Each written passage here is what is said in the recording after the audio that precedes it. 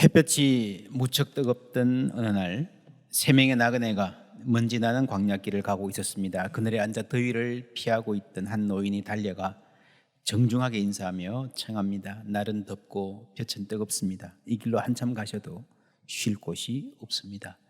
저희 집에서 잠시 쉬시면서 욕이라도 하고 가시지요. 손님들이 기다리는 동안에 노인은 서둘러 떡을 준비하고 손님들 발 씻을 물을 내고 송아지까지 잡습니다. 즐거운 식사 자리가 마치고 나서 손님 중에 가장 어른인 듯한 분이 말합니다. 네 안에 사라가 어디 있느냐? 안 사람이 어디 있는가 묻는 것은 이분이 어떤 중요한 말을 하려는 것 같다는 느낌을 주었습니다. 자신의 아내 이름까지 알고 있다는 것으로 이분이 평범한 사람이 아니다 알 수 있었습니다. 장막 안에 있습니다. 노인이 대답합니다. 손님이 말합니다. 10절 함께 읽습니다. 그가 이르시되 내년 이맘때 내가 반드시 내게로 돌아오리니 내 아내 사라에게 아들이 있으리라 하시니. 이 노인은 아브라함이었습니다. 무려 99세인데 내년에 아이를 낳을 것이다. 놀라운 말입니다. 이 노부부가 어떻게 반응했을까요? 아내 사라는 이 말을 듣고 있었습니다. 이 손님이 아내 사라가 어디 있느냐 묻기만 하고 데려와 보시오 하지 않은 것이 참 재미있습니다. 아마 사라도 들을 수 있는 목소리로 말씀했겠죠. 사라가 그 뒤 장막 문에서 들었더라. 아브라함과 사라는 나이가 많아 늙었고 사라에게는 여성의 생리가 끊어졌는지라. 사라가 속으로 웃고 이르되 내가 노쇠하였고 내 주인도 늙었으니 내게 무슨 즐거움이 있으리요? 내게 무슨 즐거움이 있으리요? 라는 말.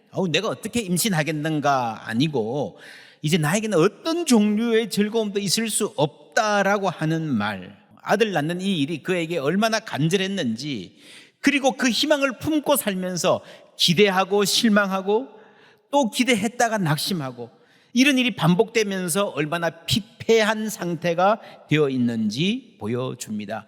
사라가 쓴 웃음 짓는 것 어느 정도 이해가 됩니다. 여호와 하나님이 왜 웃느냐 하시는데 15절 보면요, 사라가 두려워서 부인하여 이르되 내가 웃지 아니하였나이다 이르시되 아니라 네가 웃었느니라. 그리고 사실 사라의 말이요, 완전한 거짓말은 아닌 것 같아요. 속으로 웃었잖아요. 재밌는 게 눈에도 안 보이는 장막 뒤에서 마음 속으로 웃었다. 이중으로 막혀 있습니다. 안 웃었다 해도 거짓말은 아닌 것 같아요. 그런데 여기서 하나님이 웃었다고 다그치거나 혼내거나 너 웃었으니까 취소야 라고 하시는 것 아니고요, 그냥 그렇게 말하고 넘어갑니다. 참 재밌는 대목입니다. 사라와 아브라함의 인생도 막막한 기다림과 외로움, 절망과 싸우는 얘기였을 것입니다. 지나고 보면 절망을 넘어 결국에는 약속을 이루시는 하나님 고백하게 됩니다. 오늘 본문에서는 하나님이 대접을 잘 받으시고 떠나십니다. 떠나기 전에 이런 말씀 남기십니다. 여호와께서 이르시되 내가 하려는 것을 아브라함에게 숨기겠느냐. 아주 놀라운 말이죠. 정말 중요한 일이 있으면 다른 사람은 몰라도 아브라함한테는 말하고 해야 된다. 놀랍지 않습니까? 어떤 말입니까? 20절부터 함께 읽습니다. 여호와께서 또 이르시되 소돔과 고모라에 대한 부르짖음이 크고 그 죄악이 심히 무거우니 내가 이제 내려가서 그 모든 행한 것이 과연 내게 들린 부르짖음과 같은지 그렇지 않은지 내가 보고 알려 하노라. 아멘. 소돔과 고모라의 죄악이 너무 크고 그들의 폭력적 행동이 너무 사람들을 아프게 해서 부르짖음이 하늘까지 상달됐는데 내려가서 보고 알려 하노라. 내가 확인해 봐야 되겠다. 진짜인지 아닌지. 여러분, 이게 조금 이상하지 않습니까? 하나님이 몰라서 확인해 본다 그랬었겠습니까? 방금 사라가 속으로 웃은 것까지, 표정도 아니고요, 눈에도 안 보여, 장막 뒤에서 속으로 웃은 것까지 아신다 그랬는데 우리 모든 마음의 생각까지 다 아시는데 뭘 알아봐야 되겠다. 무슨 말입니까?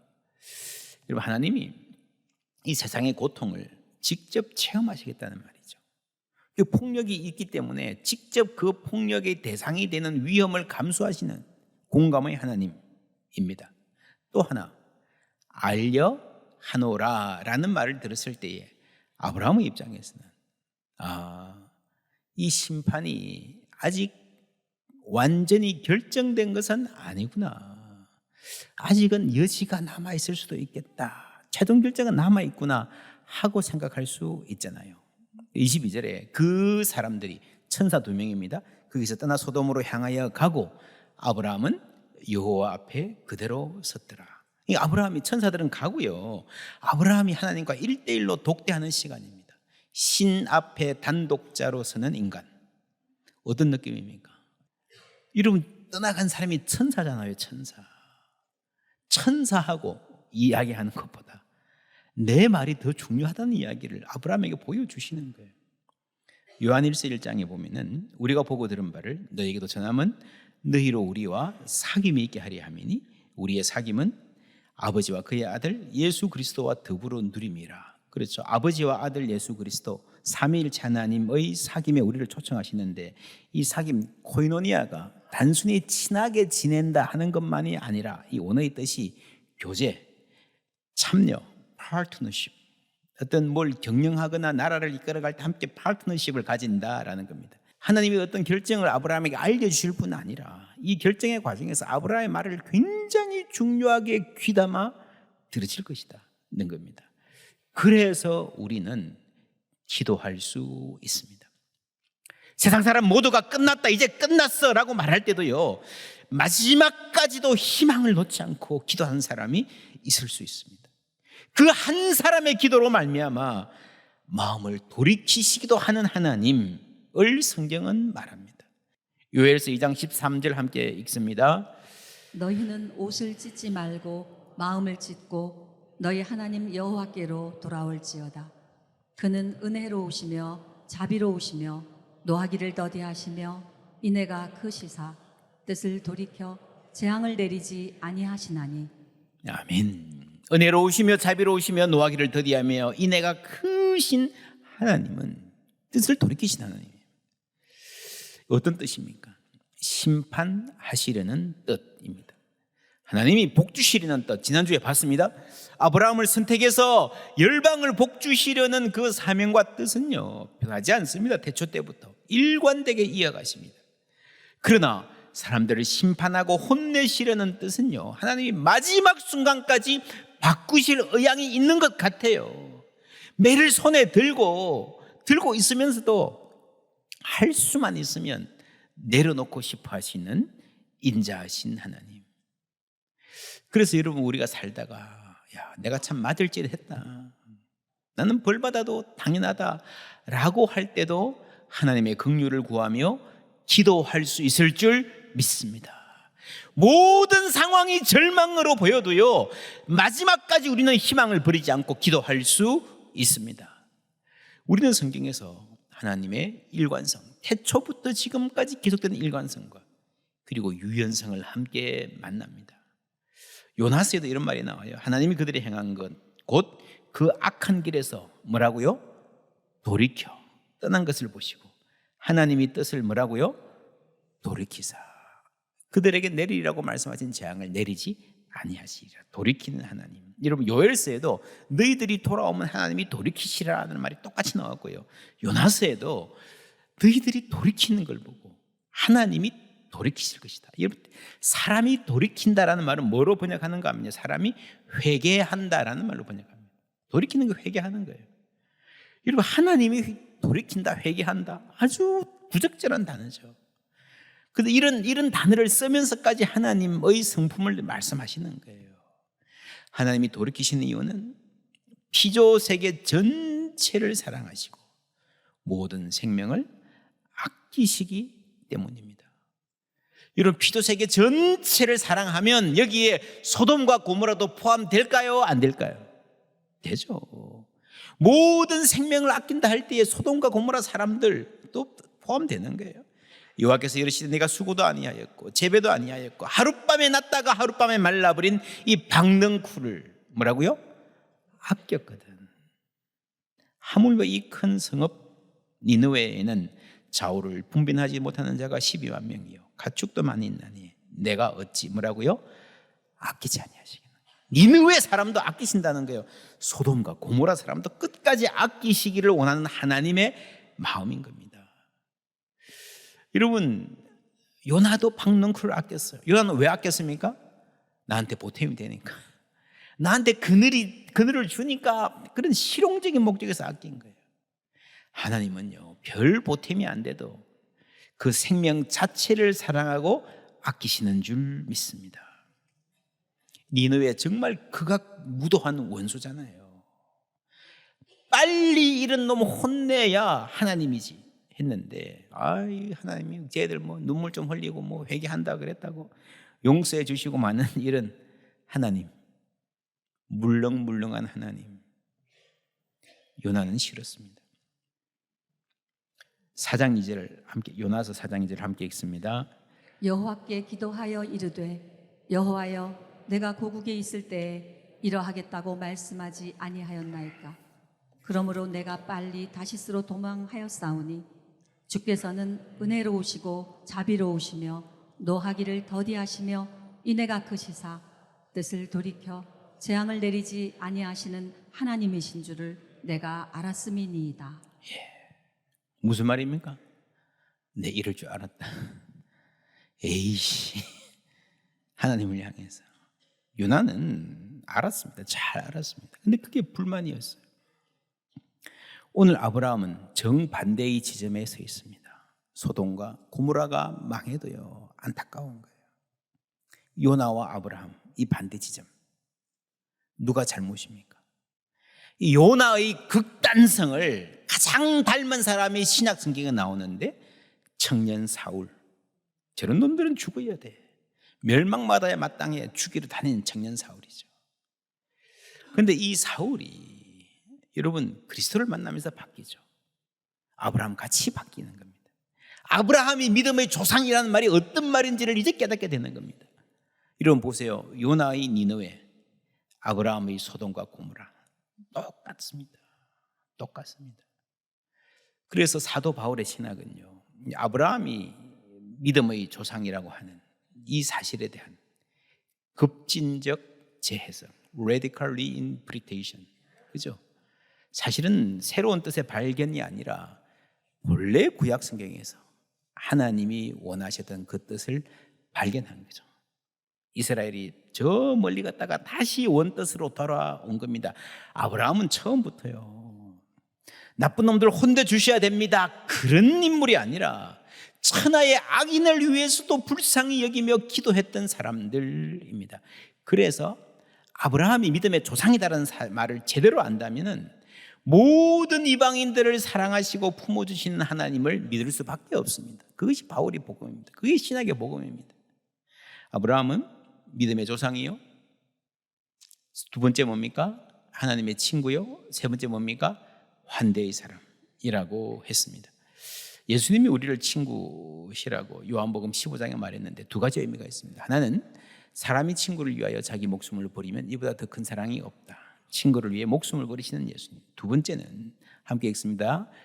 이제부터는 너희를 종이라 하지 아니하리니 종은 주인이 하는 것을 알지 못함이라. 너희를 친구라 하였노니 내가 내 아버지께 들은 것을 다 너희에게 알게 하였음이라. 아멘. 그렇죠? 다 말해주는, 오늘 아브라함 이야기와 정확하게 일치하죠. 같은 주제입니다. 그리고 이 15절 다음에 16절에 이런 말씀이 나옵니다. 예수님이 우리를 택하신 이유, 함께 읽습니다. 너희가 나를 택한 것이 아니요 내가 너희를 택하여 세웠나니 이는 너희로 가서 열매를 맺게 하고 또 너희 열매가 항상 있게 하여 내 이름으로 아버지께 무엇을 구하든지 다 받게 하려 함이라. 아멘. 여러분, 예수님이 우리를 택한 것은요, 구원하시기 위해서 택했는데 그게 단순히 지옥 안 가고 천국 가게 하려는 뜻만이 아니죠. 목적이 있으십니다. 그걸 뭐라 그럽니까? 열매를 맺게 하고. 그래서 모든 그리스도인들은요, 열매를 맺게 하려고 부름받은 줄 믿습니다. 창세기 18장에는 아브라함을 선택하신 이유가 나옵니다. 19절 말씀 세 번역으로 함께 읽습니다. 내가 아브라함을 선택한 것은 그가 자식들과 자손을 잘 가르쳐서 나에게 순종하게 하고 옳고 바른 일을 하도록 가르치라는 뜻에서 한 것이다. 그의 자손이 아브라함에게 배운 대로 하면 나는 아브라함에게 약속한 대로 다 이루어 주겠다. 아멘. 하나님 목적이 있으신 거죠. 그냥 이렇게 아브라함 너 내가 잘 봐줄게 그게 아니라 아브라함을 만들어서 빚어서 옳고 바른 일을 행하고 가르치는 믿음의 조상으로 세우시겠다라는 목적을 향해서 하나님이 아브라함을 만들어 가시는 거예요. 아브라함을 만들어 가시는 겁니다. 여러분 기억하십니까? 마침내 복을 주려 하심이니라. 이 마침내라고 하는 단어, 그죠? 하나님이 우리를 번성하기를 원하는데 나의 번성이 세상에 재앙이 되지 않고 복이 되는 삶, 요한복음에서 말한 대로 열매가 되는 삶, 그것을 위해서 우리를 기도의 사람으로 세워 가시는 거예요. 이 마침내라는 포인트 어딘가. 여러분 오늘 이 우리 아브라함의 기도 본문은요, 우리 교회 기품 아십니까? 기도로 품습니다. 사역에 출발하는 본문입니다. 여러분 이 본문의 위치가 굉장히 중요합니다. 12장에 하나님이 아브라함을 불러서 계속 끌고 오다가 18장에 와서 마침내 아들을 낳을 것이다 1년 후에라는 말씀을 주시는 겁니다. 내년이라는 말씀을 듣고 이삭이 태어나기 그 사이에 소돔과 고모라 이야기가 나올까.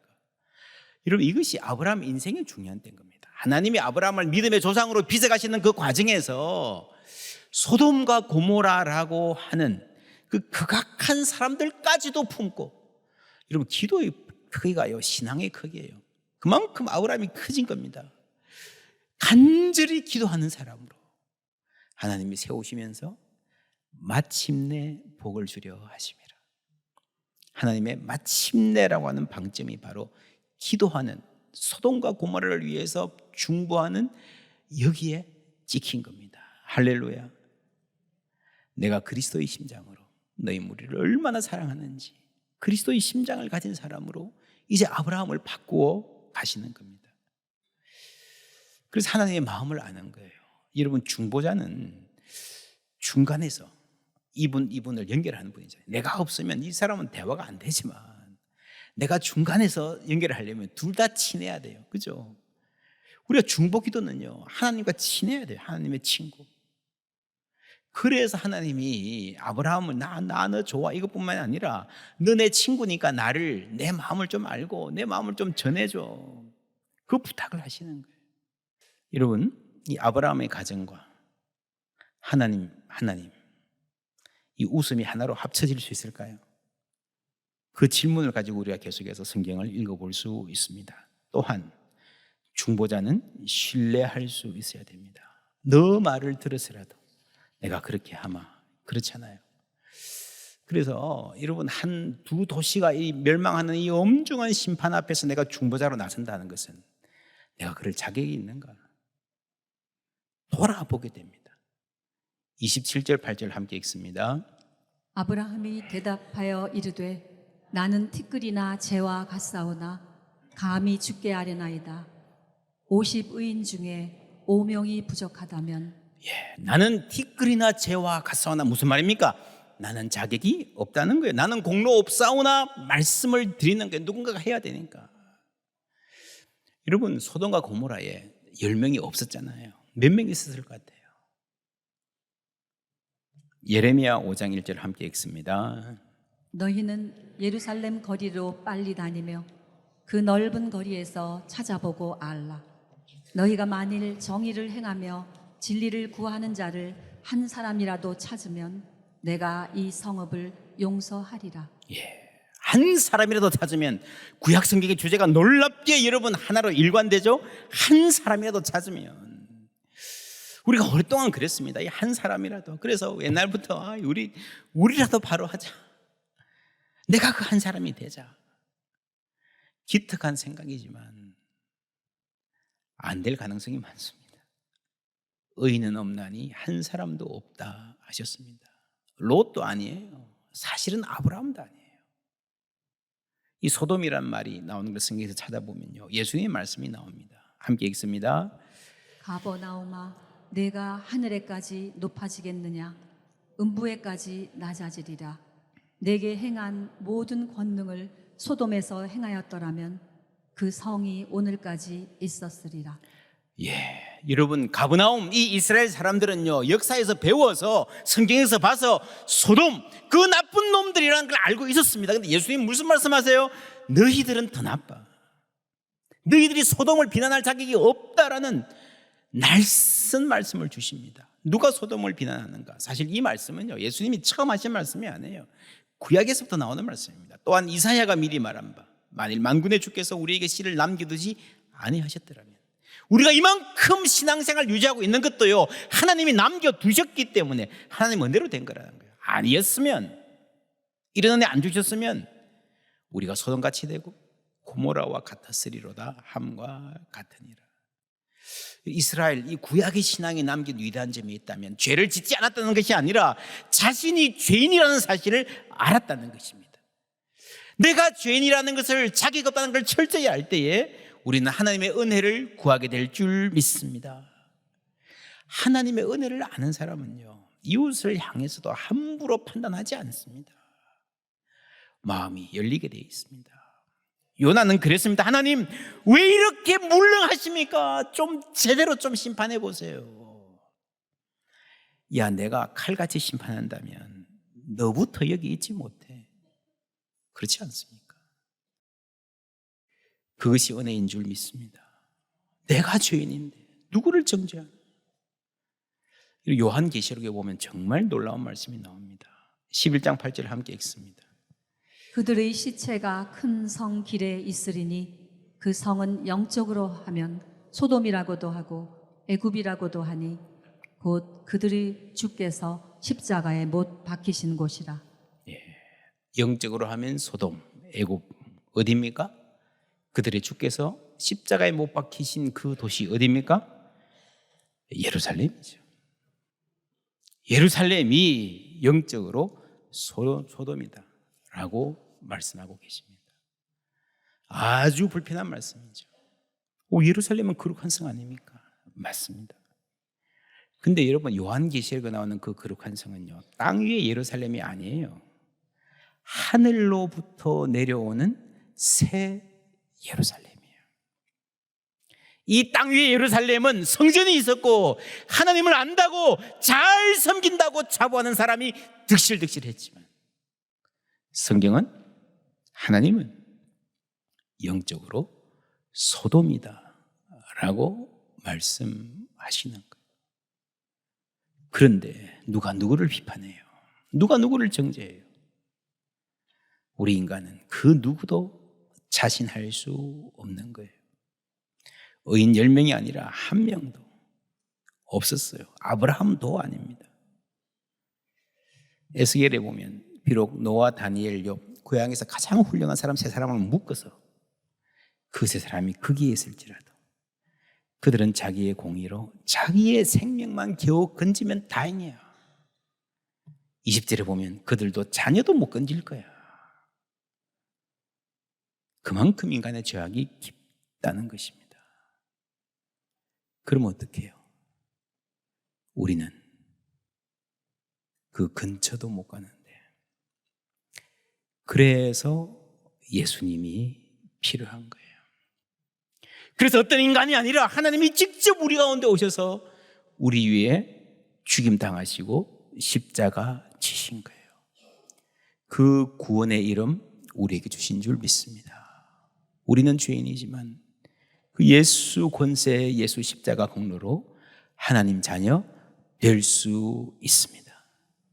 뿐만 아니라 그 예수의 이름으로 기도할 수 있는 특권 받았음을 감사드립니다. 그 특권 가운데서 이제 우리가 그리스도의 심장을 품고 아브라함이 그랬던 것처럼 이 땅을 품고 기도하면서 그리스도의 사람으로 살아갈 때에 우리는 한 짓으로 보면요, 나 혼자 겨우 천국, 그것도 안 되는 사람이지만 이 생명의 복음을 세상에 전하며 주께 영광 돌리는 풍성한 열매 맺는 삶을 살게 될 줄 믿습니다.